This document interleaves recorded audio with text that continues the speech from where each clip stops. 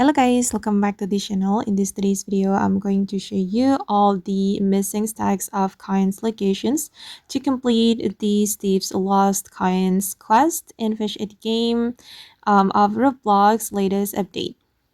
Okay, first of all, you need to talk to this NPC in the Lost Isle and you're going to start the quest, and after that you need to find the missing stacks of coins, and I'm going to show you guys all the locations.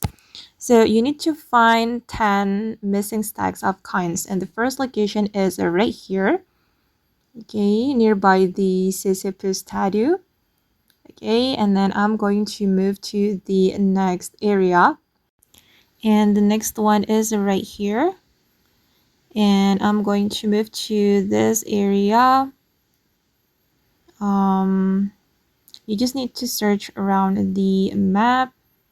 Okay, let's go to the treasure room. Okay, right here, and we got our third location, and right here as well.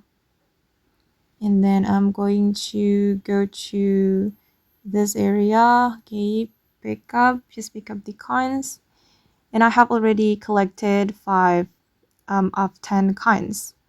Okay, the next one right here inside this building, and right here as well, and then right here near the seaweed.